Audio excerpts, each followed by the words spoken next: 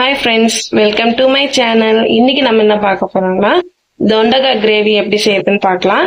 First அதுக்கு தேவையான பொருட்கள் பார்க்கலாம்.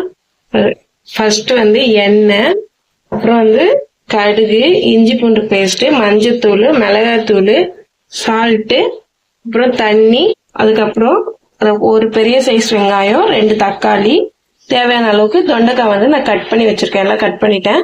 வாங்க எப்படி செய்யலாம்னு பார்க்கலாம். ஃபர்ஸ்ட் அடுப்பு பற்ற வச்சு ஒரு கடாவி வச்சுட்டேன். இதுல இப்ப தேவையான அளவுக்கு நம்ம எண்ணெய் சேர்த்துக்கலாம்.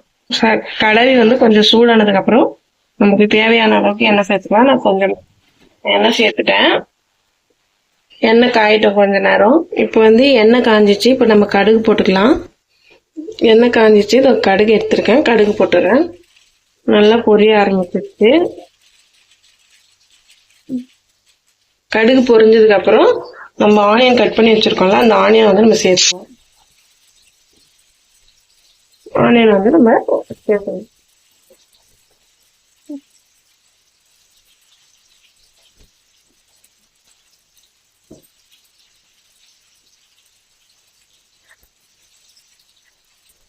ஆனியன் போட்டு நம்ம கிளறிக்கணும்.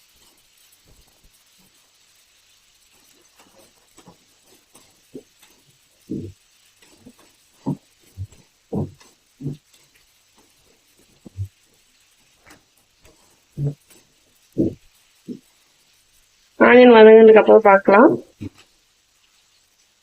ஆனியன் நல்லா நம்ம வதக்கிட்டதுக்கு அப்புறம் பாருங்க, கொஞ்சம் கலர் சேஞ்ச் ஆகி போறோம். இந்த அளவுக்கு வதங்கின போதும் ஆனியன். இந்த அளவுக்கு ஆனியன் வதங்கினதுக்கு அப்புறம் டொமேட்டோ சேர்த்துக்கலாம், தக்காளி சேர்த்துக்கலாம்.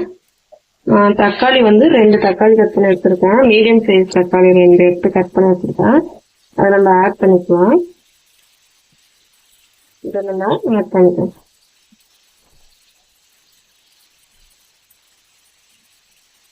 வெங்காயம் வதங்கினதுக்கு அப்புறம் தக்காளி சேர்த்துட்டு நம்ம நல்லா வதக்கணும். மறுபடியும் ஒரு சிம்பிள் டிஷ் தான், சீக்கிரமா செஞ்சிடலாம். எல்லாம் குக்கிங் கத்துக்கிறோம் கூட இந்த டிஷ் சிம்பிளா செஞ்சிடலாம். டேஸ்டாவும் இருக்கும். தக்காளி நல்லா போட்டு வதக்கணும்.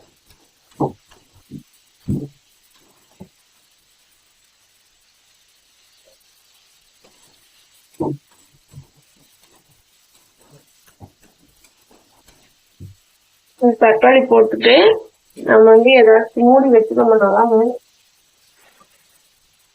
ஒரு மூடி போட்டு ஒரு 2 நிமிஷம் கழிச்சு பார்க்கலாம். 2 நிமிஷம் கழிச்சு தக்காளி நல்லா வதங்கிடும். தட்டு போட்டு மூடும் போது நல்லாவே வெந்துடும் தக்காளி. பாருங்க, நல்லா வதங்கிடும். இந்த மூடி வைக்கும்போது நான் சிம்ல வச்சிருக்கேன். நான் அடுப்பு சிம்ல வச்சேன். நீங்க நார்மலா வச்சுக்கலாம். இப்ப நான் ஸ்பீட் பண்ணி கொஞ்சம் தக்காளி வெங்காயத்தை நல்லா வாங்கும். பாத்தீங்கன்னா தெரியும், இன்னும் கொஞ்சம் தக்காளி வதங்கணும். அதனால நம்ம மறுபடியுமே மூடி வச்சுக்கோங்க. இன்னும் ஒரு 2 நிமிஷம் மூடி வைக்கலாம். தக்காளி இன்னும் கொஞ்சம் மசிஞ்சு வரணும். அதுக்காக நான் மூடி வச்சு நல்லா வதங்க வைக்க போறேன். க்ளோஸ் பண்ணிட்டு ஒரு 1 மினிட் கழிச்சு பார்க்கலாம். நான் சிம்ல வச்சுக்கிறேன். நீங்க வேணா நீங்களும் சிம்லயே வச்சு செய்யுங்க. ஏன்னா கருகில இந்த மாதிரி மூடி வைக்கும்போது. அதனால சிம்ல வச்சு ஒரு 2 மினிட்ஸ் இல்ல 1 மினிட்ஸ் வச்சு திறந்து பார்த்துக்கணும். கிளறி விட்டுக்கணும். சரி, ஒரு 2 மினிட்ஸ் கழிச்சு நம்ம பார்க்கணும். ஃப்ரெண்ட்ஸ், இப்போ 2 மினிட்ஸ் ஆயிடுச்சு. நல்லா எடுத்து பார்த்தோம். கொஞ்சம் கருது வேலை போயிடுச்சு. நீங்க அடிக்கடி கிளறிட்டே இருக்கணும். கிளறிட்டே ஒரு பேர்ன் ஆகுமா நல்லா. இப்ப நல்லா மசிஞ்சு நல்லா வதங்கிடுச்சு தக்காளி. இந்த சைடுல நாங்க இஞ்சி பூண்டு பேஸ்ட் போட்டுக்கலாம். இந்த மாதிரி தக்காளி நல்லா வதங்கினதுக்கு அப்புறம் நான் வச்சிருக்கேன். ஸ்பூன்ல பாதி அளவு எடுத்திருக்கேன். சரிதா? இந்த இஞ்சி பூண்டு பேஸ்ட் நான் இதில் ஆட் பண்ணிக்கிறேன். வீட்லயே இஞ்சி பூண்டு பேஸ்ட் அரைச்சி வச்சிருக்கேன். நீங்க கடையில் வாங்கி போறதும் வாங்கிக்கலாம். ஆனா வீட்டுல இருக்கிறது நல்லா வழக்கமா இருக்கும். இஞ்சி பூண்டு பேஸ்ட் ஆட் பண்ணிட்டு நல்லா இஞ்சி பூண்டு இஞ்சி பூண்டு இருக்கிற ராஸ்மல் போற அளவு நல்லா எண்ணெயிலே ஒரு இப்போ வந்து அடுப்பு நான் ஸ்பீட்ல வச்சுக்கிறேன். கொஞ்சம் ஸ்பீடா வச்சுட்டு நல்லா வதக்கிக்கிறேன்.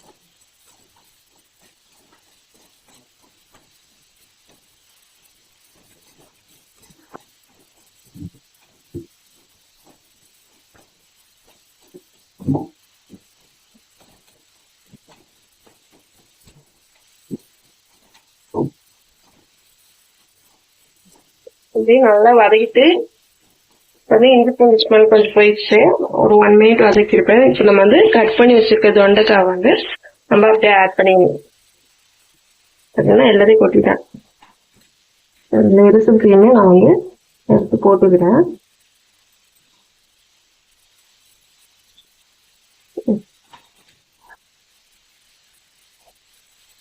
தொண்டைக்காய் சேர்த்துருங்க.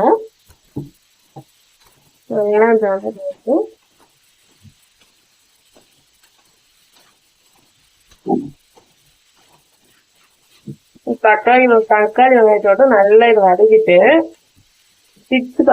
ஒரு டிப்ஸ் சொல்றேன் பாருங்க. மஞ்சத்தூள் வந்து சில பேர் என்ன பண்ணுவாங்க, தக்காளி வெங்காயம் வதங்கும் போதே போட்டுருவாங்க. ஏன்னா நம்ம எதனா காய் செய்யும் போது மஞ்சத்தூள் வந்து நான் 1/4 ஸ்பூன் எடுத்துக்கிறேன். மஞ்சத்தூள் எடுத்துக்கிறேன். இந்த மாதிரி காய் செய்யும் போது முன்னாடியே போட்டீங்கன்னா அது எண்ணெயில கருகிடும். அப்போ என்ன பண்ணணும், இந்த காயெல்லாம் போட்டு அதுலயும் மஞ்சத்தூள் போட்டு வதக்கிக்கலாம். இஞ்சி பூண்டு போடுறதுக்கு நல்லா வந்து தட்டி வந்து அடி பிடிக்க ஆரம்பிச்சிடும். அதனால நல்லா கிளறும் தெரியும். வந்து நல்லா மஞ்சத்தூள் போட்டு நல்லா கிளறிட்டு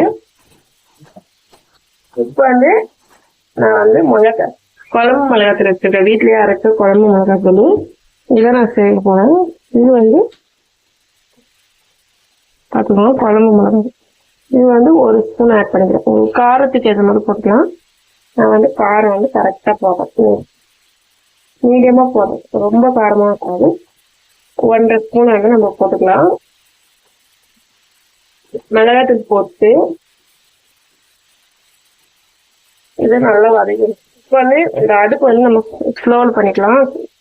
ஏன்னா மிளகாத்தூள் மஞ்சத்தூள் போடுறது கருகா சீக்கிரமா. அதனால வந்து ஸ்லோவில் வச்சுட்டு காயோட நல்லா போட்டு மிளகாத்தூள் எல்லா காய்க்கும் போடுற மாதிரி கலரி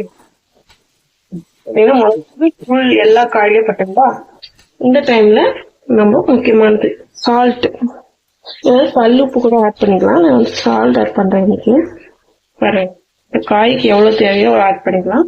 நாங்க சால்ட் கம்மியா தான் சாப்பிடுவோம். கொஞ்சமா போட்டுருக்கேன். வேணும் கொஞ்சமா போட்டு செய்யுங்க. எப்பவுமே சாப்பாடு செய்யும் போது நம்ம சால்ட் கம்மியா போட்டுக்கலாம். செஞ்சுட்டு அப்புறம் சாப்பிடும்போது கம்மியா இருந்தா போட்டுக்கலாம். நிறைய போட்டோம்னா அப்புறம் வந்து சாப்பிடவே முடியாது. அதனால நம்ம வந்து கொஞ்சமா போட்டுக்கோங்க சமைக்கும் போது. வேணும்னா குழம்பு ரெசிபில வந்து வேணும்னா நம்ம அப்புறமா கூட போட்டுக்கலாம். சாப்பிடும் போது சால்ட் இல்லைன்னு போட்டுக்கலாம். அதிகமா மட்டும் போட்டுக்கூடாது.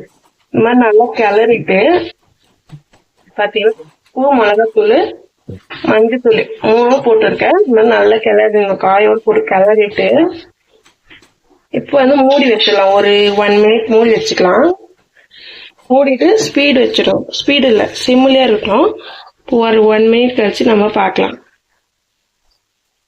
ஒரு 1 மினிட் ஆயிடுச்சு. இந்த மாதிரி அந்த மிளகாத்தூள் மஞ்சத்தூளுடைய ராஸ்மல் வந்து இது எண்ணெயிலே போயிடணும். அதுக்காக தான் நான் வந்து 1 மினிட் மூடி வச்சேன். இதெல்லாம் வதக்கிட்டு நான் வந்து கிரேவி வந்து கொஞ்சம் தண்ணியா செய்ய போறேன். அதுக்காக வந்து இப்ப வாட்டர் நம்ம நல்லா திக்கா இருக்கணும்னா நீங்க தண்ணி ஊற்றுவேன். எண்ணெயிலேயே வந்து ஒரு சிம்மில் வச்சு மூடி வச்சா வெந்துடும். நான் வந்து இதே வந்து குழம்பா செய்ய போறேன் ஒயிட் ரைஸ்க்கு. அதனால வந்து நம்ம தேவையான அளவுக்கு தண்ணி சேர்த்துக்கலாம். பார்த்துக்கோங்க, தண்ணி சேர்த்துட்டு நான் கலக்கிறேன். நல்லா கிளறி விட்டுருவோம். தண்ணி ஊற்றிட்டு காயெல்லாம் வந்து எல்லாம் கிளறி விட்டுறணும். எவ்வளவு வேணுமோ அவ்வளவு தண்ணி வச்சுக்கலாம். நான் வந்து கொஞ்சம் தண்ணி அதிகமா வைக்கிறேன். பாருங்க, இவ்வளவு தண்ணி வைக்கிறேன். இது கொஞ்ச நேரம் கழிச்சு பாருங்க, நல்லா சுண்டி வரும், திக்காயிடும் நல்லா குழம்பு. அப்ப காய் வேகத்துக்கும் குழம்பு சுண்டுறதுக்கும் கரெக்டா இருக்கும். தண்ணி வச்சுட்டு தண்ணி ஊற்றிட்டு அவ்வளோதாங்க. இது மூடி வச்சுட்டு கொஞ்ச நேரம் கழிச்சு பார்க்கலாம் காய் வெந்திருக்கா வேகணும் அப்படின்ட்டு நம்ம பார்க்கலாம். இப்போ மூடி வச்சுட்டு இப்போ அடுப்பு வந்து ஸ்பீடில் வச்சுக்கலாம். ஒரு 10 நிமிஷம் விடணும். 5 நிமிஷம் கழிச்சு வந்து ஒரு வாட்டி கிளறி விட்டுக்கோங்க. சரி, நான் 5 நிமிஷம் கழிச்சு காட்டுறேன். இப்போ வந்து காய் வச்சு ஒரு 5 நிமிஷம் ஆயிடுச்சு. நல்லா கொதிக்குது பாருங்க. நல்லா கொதிச்சு வரும். நீங்க வந்து ஒரு வாட்டி கிளறி விடுங்க. அடி பிடிச்சிடலாம். நல்லா கிளறி விட்டுக்கோங்க. கிளறி நம்மளுக்கு வந்து இதுக்கப்புறம் வந்து அவ்வளவுதான் ரெடி. நீங்க வந்து எவ்வளவு திக்னஸ் வேணுமோ அதுக்கேற்ற மாதிரி ஆஃப் பண்ணிக்கலாம். காய் வெந்ததுக்கு அப்புறம் நீங்க ஆஃப் பண்ணிக்கலாம். சரி, நான் இன்னும் ஒரு 5 நிமிஷம் விட்டுறேன். அதுக்கப்புறம் பார்க்கலாம். மூடி வச்சிடலாமா? வந்து இப்ப பாருங்க, ஒரு 10 நிமிஷம் ஆயிடுச்சு. நல்லா கிரேவி வந்து நல்லா கொதிச்சு வந்துருச்சு. எங்களுக்கு வந்து இந்த திக்னஸ் போதும். அவ்வளவுதாங்க, ஈஸியான தொண்டக்காய் கிரேவி ரெடி. வந்து அடுப்பு ஆஃப் பண்ணிடலாம். ஈஸியான தொண்டக்காய் கிரேவி ரெடி. Thank you friends. வேற ஏதாச்சும் ரெசிபி பண்ணணும்னா நீங்க கமெண்ட்ல சொல்லுங்க, அந்த ரெசிபி போடுறேன். இதுவரை please subscribe my channel. Thank you.